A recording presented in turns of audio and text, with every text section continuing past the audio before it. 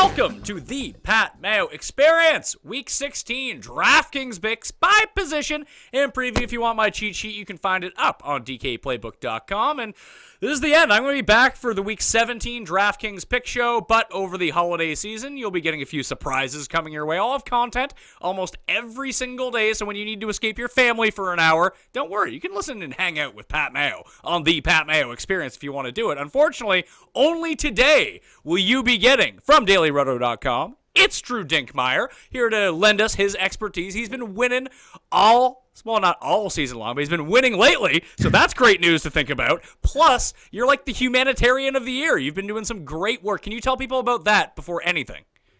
Yeah, so we did a campaign at the beginning of the fantasy football season called the Welly Maker, inspired by the DraftKings Millie Maker, to try to help influence those around the world that don't have access to clean water. So I partnered with Charity Water, who's a great philanthropic organization who works with local well builders and basically finds whatever ways they can to develop sustainable clean water solutions to people in need around the globe. So we had a huge response from the fantasy community. It was awesome. Over $40,000 was raised during the campaign, and I will probably be doing another one at the beginning of the year. Charity Waters had a lot of success with people donating their birthdays, and my birthday is in January, so I'm going to probably run a campaign around that to help raise some money for Charity Water as well. That's amazing stuff, Drew. So everyone out there, when you follow Drew on Twitter at Drew Dinkmeyer, go to DailyRoto.com. Just be on the lookout for the next big thing coming through where you can really make a difference in someone's life. So it's incredible that you've done this, Drew. It's also kind of incredible the sort of hot fire football streak you're on right now, too. Yeah, I've run well the last few weeks. And DFS is so much more fun when you're running good than when you're running bad. So it's been a nice last month for me heading into the new year. You know, I can't really confirm either side. I mean, I can confirm that when you're running bad side or you're just bad at it side. One of these days, I hope to run good, and I'll let you know if it does feel a lot better. Please keep me up to speed. Listen, if I'm doing well, it means the people out there are doing well, so I think we'll all be hearing about it and feeling good about that. But one thing I want to get into for the new year with football ending, of course, I'm going to be focusing mainly on PGA, with PGA coming back in. If you go to fantasynational.com, there's a free trial for the site going on up until December 31st. You can get used to the tools that we have up there, the rolling stats, all the information. It's all customizable, and it's something you should go check out right now before golf starts and see if it's something you want to get into. If you're someone who likes to make your own picks and don't want to have to rely on the advice of morons like myself, and you can do a better job, Fantasy National is the site you want to get at. However, I want to get into NBA too, and you guys are running a free trial over at dailyroto.com, so tell us a little bit about that. Yeah, we like to do a free holiday trial starting on, Christmas Day for the NBA is a big day. It's kind of like the NFL with Thanksgiving, where there's a lot of premier games. A lot of the best teams are in action. The games are spread out. And it's a big DFS day for a lot of people as well. So we run a free trial from December 25th through December 31st, a full week of access to all of our content, our podcasts, our Cliff Notes, our premium projections that we update constantly throughout the day with all the injury news, our lineup alerts that we send to people with notifications on all those adjustments. And it's totally free over at dailyroto.com. So if you go to dailyroto.com and you check out one of the banners at the very front section on dailyroto.com is a banner that gets you access to the free trial. So if you just sign up there, sign up with your email address, that's all you need. And you can sign up to be a member on Daily Roto for a week and enjoy all the access to all the tools we have for the NBA. I mean, the only site that I've ever used for basketball picks is Daily Roto, and it's only like one of two sports that I actually win doing. So, hey, you guys are doing a good job teaching someone like me who knows nothing about basketball how to win. Well, that's good to hear. Hopefully more people will join you on the site over the course of the next week. Yeah, well, I'm definitely going to be, now that it's free, I'm definitely going to be digging in to see what I can get. But let's get to football for Week 16. Let's talk running backs to start off with at the very top of the pricing. We got Todd Gurley, who scored approximately 178 DraftKings points last week. If you didn't have him, you were in a lot of trouble. I had a few teams that had Gurley and Hopkins on them. I actually did okay last week. But is he where you want to pay up? Because the next highest priced running back on the main slate is Kareem Hunt, and he's $8,400. Do you think it's necessary to pay all the way up at running back here? Not all the way up this week. I think there's a lot of key running backs in good matchups this week, and so you want to kind of price shop around. And I think Gurley's priced almost $1,000 ahead of all the other elite running backs in action. So I will take a pass on Gurley. I will take a pass on Kareem Hunt. The guy that I'm looking at mostly for me is going to be a combination of either Ezekiel Elliott or Alvin Kamara as kind of that top running back spend. Obviously, Zeke is coming back off of the suspension, but you assume that he's going to take on that big workload that we saw pre-suspension. And at 8,000, he's a relative bargain to where you had kind of earlier in the season. So he was priced closer to the high eights, low nines. I think him and then that matchup with Alvin Kamara that we didn't get to see him really take advantage of the first game against Atlanta because he left early with the concussion issue. But obviously, early in that game, he was being peppered, and Atlanta's historically a team that has struggled defending running backs out of the backfield and pass catching running backs. So I think the floor on both of those guys is really solid for the price tag and makes it so that you don't need to necessarily go all the way up to Todd Gurley. How do you think that people are going to approach Ezekiel Elliott this week? Do you think that the consensus will be, hey, let's wait and see with what he does? It's his first game back in 6 weeks. Or is it, hey, Zeke's back, let's use Zeke? I'm torn. I think that the strength of the plays around him in that same price tag will kind of keep ownership in check. But I think on the whole, people will be excited to use him. I mean, it's very rare at this point in the season that you get one of these top stud running backs with fresh legs. A lot of times at this point in the season, guys are, carrying some sort of injury and are on the injury report with something. We've seen it with Leonard Fournette the last few weeks with the ankle issue that keeps popping up and sometimes has him missing games. It's very rare to get a running back of this caliber with fresh legs this late in the season. So I think he'll be popular, but I don't think he'll be the most popular of the running back plays. This $7,000 level really intrigues me because a lot of it is open to injury speculation and what actually ends up happening on Sunday. Like LaShawn McCoy, he's going to get his touches. He's $7,800 against New England. It's a spot where he could potentially grab a lot of passes out of the backfield, but it seems like New England has done a very good job of taking away the best option on the other team, and when you're the Bills, you only have one option, so that could be a downside situation. Then you look at Leonard Fournette. He is going to play in Week 16 against the 49ers in what projects to be one of the best matchups of the week, but with his quad injury, do you trust him to get that full workload? I know Chris Ivory's a bit banged up after last week too, but they can bring in Grant. They can bring in Yeldon to kind of mix it up with him. Melvin Gordon, he's in a decent spot. He's against the Jets. He's on the road. He's always going to be in the game, and without Austin Eckler around anymore, maybe he starts to see an uptick in the receiving game. And then you have Kenyon Drake, who's $7,100, and if Damian Williams doesn't play, is he going to continue to see the 95% snap share in the backfield? Yeah, he probably is. Like, you can make a case for all four of those guys. So do you think you will go to any of them, or do you just keep dropping down below that number? I think that's a really good price range to attack. I think the challenge for me will be whether my second running back, if I'm paying up for two running backs in cash games, will be from this group, or whether I will choose to attack this group a little bit more aggressively in tournaments. But I think in general, there's a lot of upside for this group, and I think they'll come in with collectively lower ownership than the 8K and above guys, because I think those players are certainly going to generate a lot of interest. Some of the guys you mentioned there are guys that our projections early on are very high on. Fournette, certainly. The challenge with San Francisco is they allow so many plays during the course of the season, but the last few weeks with Jimmy Garoppolo, they have been able to sustain drives. And so it's a little bit of a challenge with projection systems of how much do you discount the last few weeks where their offense is actually controlling the ball a little bit more, because early in the season, they were giving up tons of plays and tons of rushing attempts. And for a team like Jacksonville that piles up rushing attempts, you just end up getting a really full projection for Leonard Fournette. Melvin Gordon is the guy that's pretty interesting to me, simply because not only do you remove Austin Eckler from the situation, but they've already lost Brandon Oliver and Andre Williams. They just don't have any running back depth. And then Hunter Henry is another big red zone target that they've had to put on IR. I would think that opens up just more of the red zone volume for Melvin Gordon on the whole. And obviously the Chargers playoff hits took a huge hit last week, but they're still going to be playing down the stretch, at least in week 16 with meaningful interest in their playoff hunt. So I think Melvin Gordon and Leonard Fournette are really interesting there. And then Kenyon Drake, what more can you say about him? I mean, he showed last week that he's kind of game script independent. He doesn't need a favorable game script because he can do it through the air. he's just on the field so much. And Kansas City has been a defense that has tightened up in big games of late. But they're also a defense that just hasn't been that great on the whole over the course of the season. So even though Kenyon Drake doesn't have a lot of touchdown equity, he has a lot of yardage and touch equity simply because of the lack of depth at the position for Miami.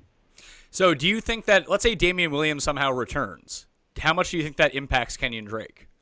Enough that I would push him clearly below the other two in this tier with Melvin Gordon and Leonard Fournette, simply because Damian Williams has shown some passing game chops that if you took away like 4 to 5% of the market share of targets for Kenyon Drake, it would be a substantial hit to his projection relative to the other options. Okay, so this tier below $7,000, again, it's kind of fueled by injury news, and we might not know this stuff. I mean, maybe on Friday they'll give us some official reports on players, especially dealing with concussions, but it might come right down to the wire on Sunday to see what's going on, like Joe Mixon and Gio Bernard. Joe Mixon is $5,100. Gio Bernard is $5,000. Mixon is not out of concussion protocol yet. So I guess this works both ways. Like, if Mixon doesn't play against Detroit, I feel like Gio is, I mean, for $5,000, he's going to get all that volume. But on the flip side, if Mixon does end up playing, I think that he would be in a spot where he would garner 70% of the snaps here and be someone that would potentially be overlooked in big tournaments. What do you feel about that situation? Yeah, I think he would for sure go under-owned. I think in general, Cincinnati, they're a team that hasn't looked very good the last few weeks. There's been obviously consideration for the coaching change down the road with Marvin Lewis, and they just haven't looked like a team that's really, playing out the string with any competitive fire. So I think that'll, in general, keep ownership down because people react very strongly to what's happened recently. So if you had a good situation or a good hold of the situation where you felt like either back had the significant market share of the opportunities, I think even if Mixon was ruled out and we knew it with Gio without any other options there, I don't think Gio's going to be super heavy owned either, just because of how bad Cincinnati's looked of late. And Detroit's been a team that you can run the ball on. So they've been giving up a lot of rushing yards of late. We remember a few weeks ago, Baltimore just ran all over them with Alex Collins and Javorius Allen. So I think they are interesting potential low-owned tournament pivots. One guy you didn't mention, a little bit priced above this, but Devonta Freeman has that same situation too, where Tevin Coleman, we don't know, the extent of his availability yet. And we saw last week with Tevin Coleman out that Devonta Freeman just was a monster in terms of the workload. And that would provide you really good access to, one of the potential highest scoring games on the slate with a really good price tag at just $6,500 if Coleman was ruled out. And the big thing with Coleman is, obviously he takes away just from the bottom line overall and the upside from Devonta Freeman, but the work that Freeman was doing in the passing game on Monday night, I was kind of surprised by it. If that's going to be the case where it's only Terron Ward backing him up. Let's just say right now we found out that Tevin Coleman was ruled out with his concussion. He has not passed protocol as of Wednesday afternoon. He was limited at practice again, still in protocol. If we knew that he was going to be out, would he be a cash game staple? Like first guy you put in? I believe so. Yeah, I think so. I think it would make the decision of like your second running back. It just brings you some salary relief from that 7,000s group, and it allows you to get up into the low eights, with a Zeke or a Kamara as kind of a running back one, and still be able to find a little bit of salary relief for other positions as well. So I think so. I think if Coleman was ruled out, Devonta Freeman would be a core cash game play for me. Patriots running backs are always difficult to figure out. So we have Dion Lewis. He's $6,000. Burkhead is going to miss the game. James White comes in the low $4,000 area, and we probably get a splattering of Mike Gillislee back in action. That's no guarantee, but that's what we'll probably see. So when you're on DraftKings and you see Dion Lewis, and he's played, he's been their running back, and Burkhead has been the goal line back who's been kind of killing his overall upside. He's only $6,000. He has the greenest matchup of the week against Buffalo, the 32nd ranked team in giving up DraftKings points to opposing running backs. Is Dion Lewis going to be bad chalk? I think so, which scares you a little bit because the upside is really good, right? The Bills have just struggled to control the opposing running game all season long, and Gillislee is a complete unknown. I think it's pretty likely, just given the way that they used him early in the season and given the way that they've used Burkhead of late, that Gillislee would at least get goal line carries. But if he didn't, if they chose like, hey, we just can't be that predictable on the field with Gillislee, we need to have the dual threats in the backfield, Dion Lewis has all the upside in the world at 6K. The challenge is, I think, because the matchup looks so good, because people remember Rex Burkhead going down last week, because Gillislee has been off the radar for so long, that ownership is going to gravitate there with the Patriots having one of the highest implied totals on the entire slate. And I think that's just going to be a situation where he's too expensive to trust in cash games, just because you know that the Patriots any given week can start mixing in Gillislee more or even James White more in the receiving role. And if he doesn't have the touchdown work, then you're really placing a heavy emphasis on the yardage side of things. And then from a tournament perspective, if either of those roles are cut into at all, the upside is really, really limited. So he's a guy that if he's going to be heavily owned in tournaments, I would want to have a fade position on. Any running backs below $5,000 that you think you could go to for tournament play? Like I see someone like Bilal Powell and Kerwin Williams, both stuck in a three-headed monster type running back, although the monstrous part isn't so monstrous. But with Powell and Petty playing, like Powell's had his best games with Bryce Petty under center, and this is a game where the pass rush is going to be fierce. You can just see a lot of dump-offs to Bilal Powell. I would prefer Forte or Elijah McGuire be out, but that might not be the case, but it just takes one big play and a potential baseline of like 3, 4, 5 catches for Bilal Powell to pay off $4,000 pretty easily. And then you have someone like Kerwin Williams. He's dealing with the quad injury at $4,300, but when he's been healthy, the guy's going to get like 20 carries against the Giants. That has to be worth something. Yeah, my only concern with Kerwin Williams is last week they used Elijah Penny a little bit more. And just because where they are in the season, you don't know if they'll just start rotating running backs around. And that's my one concern. But from a tournament perspective, if that's coming with no ownership, and we've seen Kerwin Williams have some explosive games recently, in terms of carrying the load for Adrian Peterson, I think that's definitely worth a shot in tournaments. The guy that's kind of sticking out to me a little bit is Isaiah Crowell at 4,200. He is not going to be owned at all. The Bears' run defense on the whole has been good this season. And I think the Bears' defense will be popular on DraftKings this week because it's popular to pick on the Cleveland team. The Bears are a favorite. Generally, when the Bears are a favorite, we've seen them underperform in John Fox's era. And Isaac Crow is just 4,200. He's had a little bit of an uptick in the receiving volume of late. He has shown the ability to break big plays, but the game scripts just get away from him. The Bears are a team that rarely, it's rare that you could think of a situation where their offense got so far ahead of Cleveland that it took the running game out of play in total for Cleveland. So I think Crowell at 4,200 is pretty interesting this week. Last guy I wanted to hit on at $3,900, 13 receptions the past 2 weeks. It's Wayne Gallman. It looks like they're really trying to get an extended look at him against Arizona this week, but he almost falls in that Forte and Kerwin Williams situation where Shane Vereen's still there, Orleans Darkwa is still there, and if they started playing Paul Perkins for some reason, it's the Giants. That wouldn't shock me. It seems to me like Wayne Gallman, if you had to go this low for cash games, that his floor would be all right. But I think he's going to be a more popular tournament play just based on sort of the hype that he's getting. And you look at the volume that he's getting in the receiving game right now. But I just don't see any upside from him. Yeah, that's the problem is if you don't have the goal line work and some of your receiving work is cut into just by the other options, your upside is really, really limited. And I think this is a week where, due to some of the injuries at the wide receiver position, some of the tight end injuries that we've had, that there will be better salary relief options at the wide receiver and the tight end position to take chances on for upside in tournaments than bottom of the barrel running back options this week. I guess the final one is the Detroit situation. If for whatever reason Theo Riddick can't go with his wrist injury, something that's really been a problem to him in the past, is Tion Green and or Amir Abdullah someone to consider, or is that just a situation that's bad to begin with and it has to be split between two people? Yeah, I wish they were one back because really Cincinnati, their defense has struggled so much against the run in recent weeks. We saw Jordan Howard run all over them. We saw last week Latavius Murray and Jerick McKinnon go off against them. That I feel confident that the duo combined will do well. But I really don't have a great handle on how the role will break out. I think we've seen almost no receiving game opportunities for Tion Green. So my lean in terms of focusing on upside would be Abdullah, just because you have a shot at both roles. With Tion Green, I don't think you have that shot. But both are certainly cheap enough that, 3,500. If you can just run into 70 total yards and a touchdown, that's already great value. So I think if Theo Riddick were ruled out, they would have to be on your radar. It would probably be tournament only, and it would probably be small chances that I'd be taking if I was making multiple lineups. But just given how Cincinnati's defense has played without Vontaze Burfict and how banged up they've been, I think Detroit is an offense that you want to focus on this week for sure.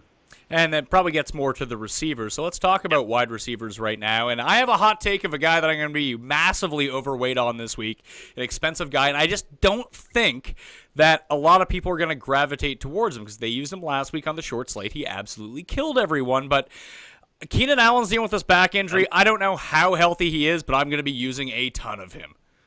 Yeah, it's a really great opportunity for Keenan Allen when you take Hunter Henry out of the mix. You factor in the fact that, they still are playing for things, which down the stretch I think is important to kind of keep in mind that if you've got tiebreakers around players that are projected similarly and priced similarly, lean on the players that still have something to play for. It's really you can remove a little bit of coaching variance in your projections doing it that way. Over 30% market share of targets the last 4 weeks. Now you remove the big red zone threat with Hunter Henry and the guy who is starting to eat into the market share a little bit. I think Keenan Allen's in a really, really good bounce back spot. The problem is that back injury, and we've seen Keenan Allen be banged up over the years that, one little tweak and he could just be carted off to the sidelines, and we'll never see Keenan Allen again, at least until next year when everyone makes the case, Keenan Allen can't stay healthy, he's no good. But I think in looking at it in sort of a micro view, is that sort of injury history might keep people off of him here, and you might get him at a supremely discounted ownership. Especially with the price tag right there with Julio Jones, who I think that, New Orleans-Atlanta game, that was on the Thursday slate a couple of weeks ago, and it disappointed from a shootout perspective. I don't know if that will linger in people's minds, but it's, again, it's a dome game late in the season, both teams playing for big-time playoff incentives here. I think more ownership will probably go to Julio Jones because of that question mark on Keenan Allen, unless Keenan Allen gets a clean bill of health and practices in full towards the end of the week. And I think that will hold Keenan Allen's ownership in check. But I think in general, you want to take advantage of the Chargers passing game, whether it's Keenan Allen, whether it's Tyrell Williams. You want to take shots on these guys in tournaments because they are very likely to be successful in the passing game, and removing Hunter Henry as a role just opens up a lot of opportunity for other people, because I don't think Antonio Gates is going to come in and immediately replace Hunter Henry's role. I think it's likely that some of that market share starts to move towards the other wide receiver options. Well, who do you think is the best of the other wide receiver options? I know you mentioned Tyrell the Gazelle, Smiz's boy, but Travis Benjamin's still lurking around there too. Now, I would go with Williams just because the way that they use him in this offense, they take shots down the field with him, where with Benjamin, a lot of bubble screens, a lot of reverses. He is fast, and they will take a shot from time to time, but the majority of his work is more around the goal or around the line of scrimmage, and they have to get him to make a move and try to beat someone, where with Williams, if he gets hit in stride, he's gone.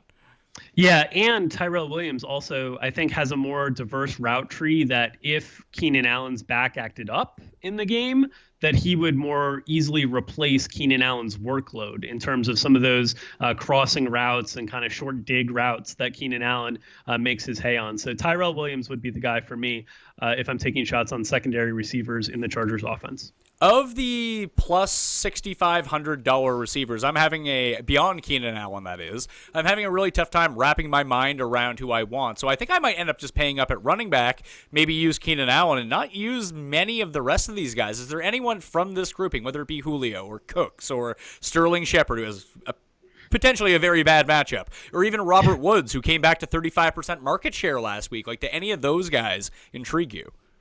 We are pretty intrigued by Robert Woods in tournaments. I think in this section, Julio Jones, Keenan Allen, Michael Thomas will carry cash game ownership for sure. But I think Robert Woods is kind of interesting because people are not going to like this price tag. He's like $200 away from AJ Green, and that's just sticker shock for a lot of people with Robert Woods. But he's had 5 TDs in the last 4 games he's played in, 28 targets in the past 3 games that he's played. He looks like the number 1 wide receiver on an offense that you figure is going to be very successful against Tennessee. We saw Jimmy Garoppolo go up and down the field against Tennessee last week with Marquise Goodwin. So I think there's an opportunity for Robert Woods at low ownership in tournaments to be a really interesting play. What do we do with the bad matchup guys this week? Whether it be even T.Y. Hilton, who just, you can never really get a grasp on, but also Marquise Goodwin in a bad matchup, Sterling Shepard in a bad matchup, Robbie Anderson in a bad matchup. Like, are those viable tournament plays or just players to avoid? So our projections do like Marquise Goodwin a little bit early on. The challenge is obviously trying to take into account how much of the recent growth he's seen in market share and in air yards with Jimmy Garoppolo will be shut down simply by playing the Rambo cornerbacks, Jalen Ramsey and AJ Bouye. And it's hard to take into account from a projection standpoint. We think the opportunities will be there, and because Goodwin is such a good big play candidate, that there's upside to consider in tournaments. But it is still, a mid-fives price tag against the Jags, corners. So I'm torn on it. Our projections still like it okay that we take shots in tournaments, but I'm torn on how much exposure I'll have. I do think it'll come very, very low owned. Robbie Anderson, you mentioned, kind of same exact thing. The challenge is, is Bryce Petty good enough to facilitate a big Robbie Anderson day? And I'm not sure I'm there. So my lean is a little bit more Goodwin than Anderson of that group in the tough matchups. But in general, I'll probably have more of the either high-end guys or the really cheap guys at the wide receiver position this week. Well, does that create a buying opportunity in this low $6,000 area? Because that's where I kind of like some guys. Like Marvin Jones, he's just one Matt Stafford, don't give a fuck throwaway from just bombing him down the field every time, and he comes down with it, like every time. And now there's no TJ Jones around to kind of soak away a few more targets. I mean, the more and more people that you can get rid of in an offense, the more and more concentrated market share that's going to come up for Marvin Jones. And you can kind of make that case for Golden Tate as well, but he just seems far more inconsistent, which is kind of crazy to think about where we thought of Golden Tate coming into the season. The upside always rests with Marvin Jones, but like Jarvis Landry, pencil him in for 10 for 90 and hopefully he scores a touchdown. Like that's him every single week now. But the two that I really like, Josh Gordon at 6,300, the shine is kind of off, but I like this spot against the Bears, and D.D. Westbrook let everyone down last week. Everyone's going to be lining up to play Keelan Cole or Wickens or whatever the hell that guy's name was. But like D.D. is going to go so under-owned. He got a price increase, but this is still a great matchup. Yeah, and that's the thing with Jacksonville that's tough from the Fournette perspective as well, is they've been so much more efficient passing the ball of late that, hey, do they choose to attack an equally weak pass defense as the 49ers run defense? Do they choose to attack them through the air a little bit more in terms of nurturing Fournette back? And I think D.D. Westbrook is a really good bounce back candidate. I agree with you that I think Keelan Cole will grab more ownership because that $1,400 difference. I think they're both very interesting plays this week, but D.D. at the lower ownership is more interesting to me. I also agree with you on Josh Gordon. I think, like I talked about with Crowell, I think the Bears defense is going to be reasonably popular this week. So I think some leverage on the Bears defense in tournaments with Gordon or Crowell is pretty interesting. And then Marvin Jones, I can't agree with you anymore. I think this week, Kenny Golladay and Eric Ebron are going to garner some attention. And just by, naturally, because they're so cheap and people choose cheaper routes to attack the Detroit passing game, people aren't going to want to play Marvin Jones with those guys as much unless they're doing double stacks in tournaments. So I think the Marvin Jones ownership is going to come down. And if they did lose Theo Riddick and they were less comfortable running the ball in the red zone, because Theo's actually been pretty efficient in the red zone the last few weeks, Marvin Jones is their primary red zone guy. Golden Tate's a smaller receiver. Eric Ebron's not been successful in the red zone in his career. So Marvin Jones would be the guy that they'd be peppering targets in that situation. So I do love Stafford, Marvin Jones stacks in tournaments. How about Devin Funch's 6,600 with no ownership this week? Does the shoulder concern you too much?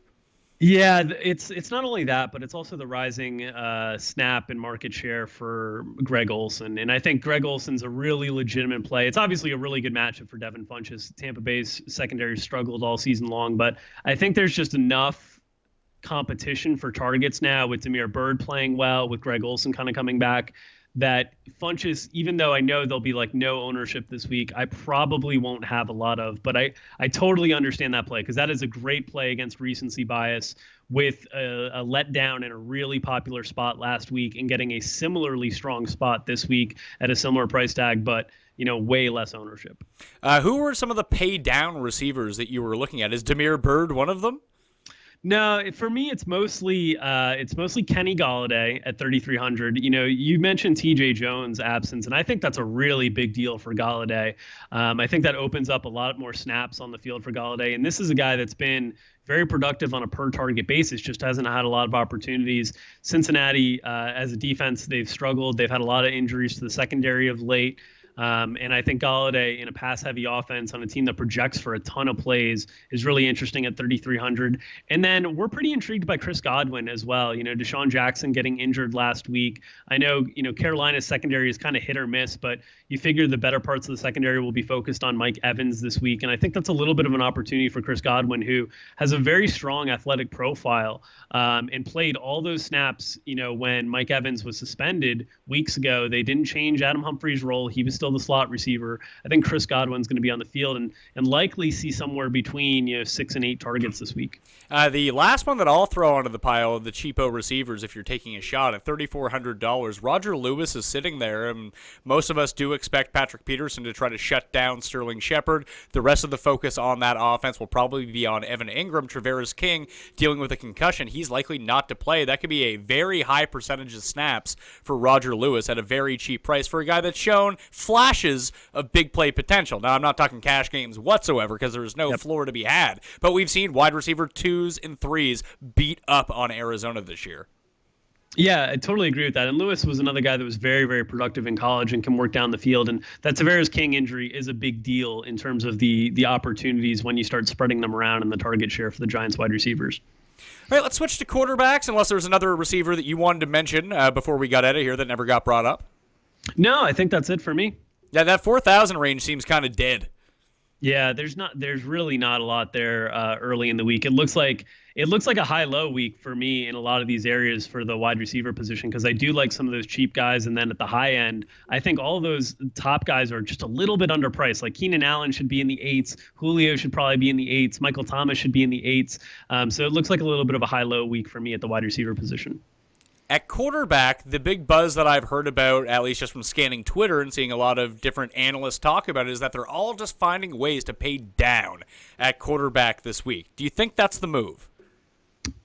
We have such a hefty projection on Cam Newton this week that I do not feel that that's the move. I do understand it because there's so much good value with a lot of these players that probably should be closer to the high 8s, priced in the high 7s, in the low 8s, and wanting to get as much exposure to them as possible. But man, what Cam has been doing of late for a team that, again, is playing down the stretch with playoff implications, he's had over 31% market share of carries over the last 4 weeks. Greg Olsen is back, so he has a more diversified weapon set to attack. And Tampa Bay's defense is one that's really, really struggled all year long. Carolina has an implied total of nearly 28 or 28 and a half points, and this is a guy that represents a huge percentage of Carolina's touchdowns. So I think it's a really good week for Cam. I think the price tag's really good at 6,800. In general, I like paying down at the quarterback position, especially on a slate where there's so many good high-end values that you can get in. But right now, early in the week, I'm having a hard time getting away from Cam as my primary cash game targeting at the quarterback position. Let's say you did want to get away from Cam Newton, because I think that Cam Newton and Greg Olsen are going to be two of the higher-owned players of the week. Is there any merit in creating a leverage play on the field by taking Jonathan Stewart in the Panthers defense? When we were talking about cheap running backs, Stewart was the one guy that I kind of looked at 3,700, and I was like, The challenge is, and so when you're talking leverage, you're talking tournaments, and there I think absolutely, because we've seen Jonathan Stewart have a 3-touchdown game. And we know nobody's ever going to own Jonathan Stewart. So for sure, I think there's an opportunity there in leverage. The challenge with Stewart is just always the floor, because he just has, no receiving game component. He's so dependent on the rushing game equity. But certainly in tournaments, I think there's upside for a $3,700 price tag. Yeah, and I think if you paired him with the Carolina defense, hope to generate some pressure on Jameis, him turn it over, create some goal-to-go situations or something inside the red zone, and somehow Jonathan Stewart is the one that benefits from that, that's a stack of $3,700 and $3,100, and then you still have access to those high-end receivers, running backs, and potentially even a high-end quarterback as well. Yeah, and I think that makes a lot of sense. And I've talked a lot about in our instructional videos and stuff on lineup construction that you don't have to be contrarian everywhere. If you can find a spot or two to be contrarian in tournaments, and so like that type of stack, a Carolina and Stewart stack that's really cheap, and then being a little bit chalkier with like a New Orleans Atlanta game stack or something like that. I think that's very viable, and the low owned correlation of Carolina and Jonathan Stewart makes it so that it can still ascend to the top of tournaments because people are going to be filling those Atlanta New Orleans game stacks with chalkier, cheaper options like Kenny Golladay and so on and so forth. What other quarterbacks do you think possess either a pivot off of Cam or are the pay down option? Because I look at Cam's $6,800. I mean, for $200 more, I can get Russell Wilson coming off a week where everyone saw him get embarrassed, and no one really wants to own Russell Wilson anymore. Yeah, and I think that's the natural pivot, right? All the things that apply to Cam in terms of representing such an incredible portion of his team's touchdowns apply even more so to Russell Wilson. They've had one offensive touchdown all year that Russell Wilson hasn't been involved in. So Russell Wilson at $200 more looks really good to me as a pivot. In that same range, you've got, Alex Smith with Kareem Hunt generating more interest. Alex Smith is never good. He's either great or terrible. So like he's the perfect tournament play. He's either getting like high 20s and low 30s or he's terrible. And your lineup was never going to win anyway. So I think he's a viable pivot because I don't think the ownership will be nearly what it is now that he's priced closer to Russ and Cam. And then I think Rivers is interesting in that range. Tom Brady is obviously going to soak up a lot of ownership. The challenge with Tom Brady, even though he's getting a more healthy sampling of his receiver core back, is just how many rushing touchdowns the Bills have allowed this year and how easy they've been to run on in the red zone. And that just kind of caps some of the projection upside with Tom Brady. And then the fact that he'll be really popular makes it so that I'm not super interested in Brady this week. Is there any way you would ever play Alex Smith in a tournament lineup and not have Tyreek Hill on that lineup? Yeah, I mean, Smith and Kelsey stacks can work. But, I mean, obviously, if you're going to unlock the really big upside, you probably want to do it with Tyreek. But honestly, if I'm stacking Smith in tournaments, usually I'm doing it with both those guys. Yeah, I mean, that makes a lot of sense. I mean, if you could throw Kareem, I mean, if they score like 40-something points and you throw Kareem Hunt onto it too, you basically have all your bases covered on the Chiefs. Yeah, I think this week there's too many other good expensive options to go all in on an onslaught there. But I think on like smaller weeks, that makes a lot of sense. And you might see a playoff week that, if the Chiefs are able to hold on in the division, that you might get an opportunity like that. All right, so my favorite sort of paid down, two of them right now for tournament play. And even in cash games, I wouldn't have a problem going to Jared Goff against Tennessee at $6,100. Yeah. He seems weirdly undervalued this week based on everyone is now back healthy. And you just know after last week, everyone is going to try to own Gurley, and they're just not going to own Goff to go along with it. So if you just play Goff, you play Goff and Woods, there's a tournament stack that no one's going to have. And then Dak right below him. I know we talked about Elliott. We all project Elliott to be really good, but what if it's just one of these weeks where everyone just focuses on Elliott and Dak's the one who ends up with all the production? Yeah, you could definitely see that. I like Goff a lot, and I like Matthew Stafford in that range as well, just because he represents such a big portion because Detroit struggles to run the ball in the red zone so much. The guy that is really dirty as a punt play in tournaments, but I kind of don't mind is Drew Stanton. What do you think of Drew Stanton? He sucks so much, but I get it. He's $4,500 though against the Giants. But he's $4,500 against the Giants, so he's in a great spot. But even if you paid up $700 more, you get access to Eli Manning. No one's going to use Garoppolo. Yeah. Could it be worth banking on Jimmy Garoppolo at $5,300 that maybe he's just excellent and he can overcome the bad matchup? I don't think so. I think in a different matchup you could, but they've just had so much struggles in the red zone because they really don't have any red zone options. Marquise Goodwin can separate, but in a tight space where he can't stretch the field, he's not a guy that you want to pepper in the red zone with targets. They just don't have any big receiving options, which is why Robbie Gould's been kicking 5 field goals a week ever since Jimmy Garoppolo has been the starter. So I'm not quite there on Garoppolo. I think Kirk Cousins at 5,400 against a Denver defense is kind of the same type of play, but a defense that has been more vulnerable in the red zone to touchdowns, and a quarterback that has a little bit more receiving depth to it. So I think that's kind of if you wanted to be contrarian, tough matchup, cheap quarterback volume play. I think if I was going to pay down and punt at quarterback, instead of using Drew Stanton, I would pay the extra $300, plug my nose, and use Jay Cutler against Kansas City. Yeah, I understand that. As a Chicago Bear fan and having had my soul ripped out many a times by Jay Cutler, I will not be doing that this week. But Godspeed. Tight ends, Gronk is $7,400 now. Kelsey, Ingram, and Greg Olsen seeing a big price jump, $1,200 up to $5,200. What's the move here at tight end? Because if there's one spot where Jacksonville can actually be taken advantage of a little bit, and the guy that's been getting all that red zone opportunity, it's Garrett Selleck, and he's only $2,800. If you were looking to pay down at the position, I think that's where I'd go. Oh man, I think there's a couple guys a little bit more expensive that I'd rather get towards, but I think it is a position that in general I like to pay down on DraftKings. It's a position that is priced a little bit less efficiently than a lot of the other positions. The challenge is Gronk is a really good play at 7,400. We've seen, all the career numbers he's had against Buffalo in the past. We saw last time that they played Buffalo. Buffalo really played some conservative defenses to try to take away the big play from Brandon Cooks. And certainly if Chris Hogan is still out, like he was kind of a surprise last week, that inflates the market share of targets for both Gronk and Cooks. So it'll be interesting to see what Hogan's availability is, because that'll influence my decision on Gronkowski. But I think he's a really good play. The two cheap guys that I like most. Can I guess? Yeah. Okay, for sure. OJ Howard is on IR, so Cameron Brate Correct. at 3,300, and then Vernon Davis against Denver? Close. So OJ Howard's absence for Cameron Brate is a big deal, and 3,300 I think is a really good price tag. It's obviously not a great matchup against Carolina, but I think that price tag is really good for a skilled receiver, especially not only losing OJ Howard, but Deshaun Jackson's injury should push him up the totem pole in terms of the receiving options.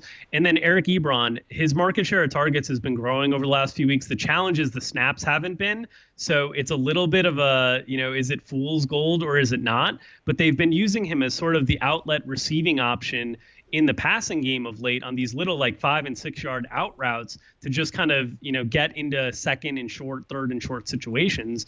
And Cincinnati's defense has struggled a lot of late. I like Detroit's offense a lot. So Ebron is a guy I'm kind of in on. And then if you're looking at pure punt, Antonio Gates is 2,500.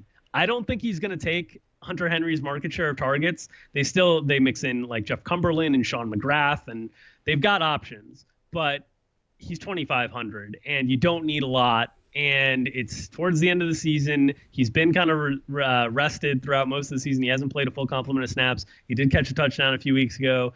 For 2,500, if I was going in that pure punt range, I think Antonio Gates or Austin Seferian-Jenkins at 2,700 would be the guys that have my attention down there. There's one more guy at $2,500, and I actually expect Gates to be somewhat chalky. So if it gets into a situation where you're dealing with a 15% owned Antonio Gates, I think you don't want that. That's a pretty logical pivot onto someone else if you can find it. And I think if he is back from his illness and he is playing against the Giants, who are a terrible defense against tight ends, Jermaine Gresham actually has a rapport with Drew Stanton. We saw Blaine Gabbert and Ricky Seals-Jones have that rapport. Now that Drew Stanton is back under center in the 2 full games that he's played, Gresham caught a touchdown in one and saw 7 targets in the other one. Now, I don't know how much Seals-Jones' recent performance will factor into his snap count, but if he's playing, I'll take a shot or two on Gresham over Gates.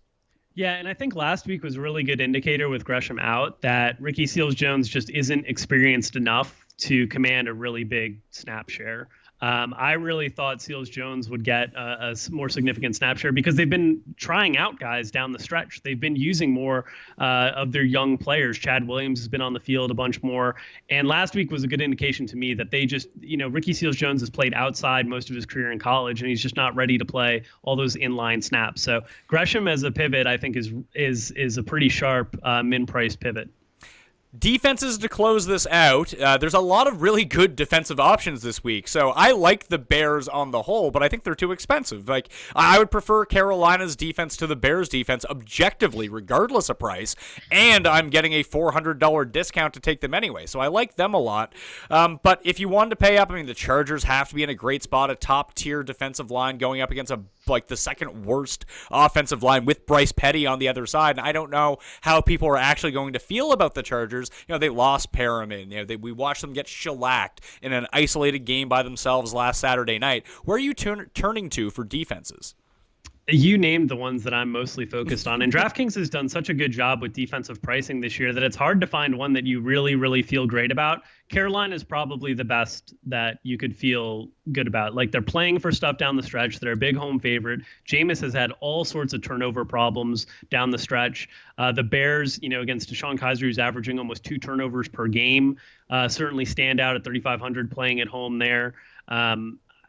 Those are the two that really stand out to me most. And then you get into the Chargers, Kansas City. I don't mind their defense played a little bit better last week. And obviously, Cutler can be very turnover prone as well. But it's tough to find like a cheap defense that you're really excited about. Looking at our projections, some of the ones that start to like pop up a little bit, Cincinnati, but their defense has been so banged up of late just because Detroit has allowed so many sacks on the season that Cincinnati kind of pops up a little bit. And then the Giants, because Drew Stanton and Blaine Gabbert have been taking so many sacks of late that the Giants at like 2,600 pop a little bit for us. But it is a hard week to find a cheap defense that you feel good about. I don't feel good about them, but I think that I'll be playing some Cowboys at $2,500. Just they possess a pretty good pass rush, and we know Russell Wilson can put up points, but we just saw him last week just take a shit kicking. And I think Dallas, well, they don't have the pass rush that the Rams do, obviously. They can still generate enough pressure to potentially force a turnover, to maybe get lucky, bring it back to the house, but have a decent solid base of sacks to at least give you a floor. Yeah, they're actually in that group with Cincinnati and the Giants. They're a little bit behind in our projections, but those are the 3 under 3,000 that are in like our top 15. All the other ones that are under 3,000 are towards the very bottom in our value rankings. So they just don't look like good defenses at all. So the Cowboys defense getting a little bit healthier of late. And then the other thing with when you face the Seahawks is because they pass the ball so much, you get so many opportunities for sacks. And then if you are able to get Russell Wilson like banged up with all the hits he takes, their offense is just nothing without him. So you do have some exponential upside, if they were able to generate early pressure on Russ and, he gets knocked out of the game or something like that.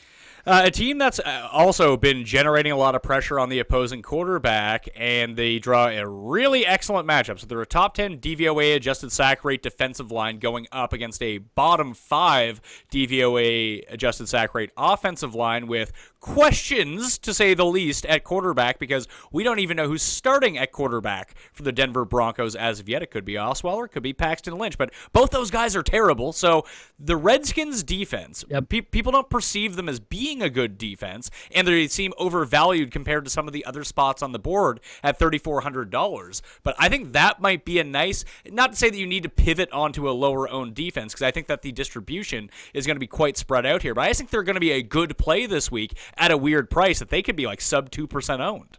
They are right in between us and our value rankings, right in between the Chargers and the Chiefs. So we are right there with you that they're one of those teams that nobody's going to look at. And even frankly, honestly, when I looked at them, I was like, I don't really like them that much. I'll bring up the Chiefs, who are right below them. So I think you're onto something there as a low on pivot. Well, it's one of those games that just from a general sense of watching football, both these teams have nothing to play for. No one's going to watch this game, but sometimes those are the games to target to really get a discount where there really shouldn't be. For sure. All right. That'll do it on the Pat Mayo Experience, Week 16, DraftKings picks and preview. Drew, I had to have the hammer show towards the end of the year. That's why you had to come on. I appreciate you having me on one last time. Hope you and everybody over at DraftKings has a great holiday season and a happy new year. And again, can you let everyone know where they can find you and hype up the NBA package again? Because it's free, and I love giving away free stuff, and I don't even have to do anything for this one. I just need to tell people where they can go, and you can do it for them. Yeah, you can go over to dailyroto.com. We have one of our articles up showing how you can sign up for the free trial, the NBA holiday free trial that runs from December 25th through December 31st. You will get access to all of our content, podcasts, written cliff notes, updated projections, customizable projections, lineup optimizer, all the advanced tools that we have for NBA. So if you're playing NBA DFS over the holidays and you want a little bit of help in your favor, check us out over at dailyroto.com. Make sure to sign up for the holiday free trial. You can follow Daily Roto on Twitter at Daily Roto, and you can follow Drew at Drew Dinkmeyer, of course. You can always follow me at the PME on Twitter, Instagram, and Facebook, and you can find my DK cheat sheet up at dkplaybook.com. Subscribe to the Pat Mayo Experience on iTunes, Stitcher, Google Play, and Audio Boom, and the video version's up on the DraftKings YouTube page. Everyone have a Merry Christmas. Hope you win some bucks in Week 16. I'll see you next time.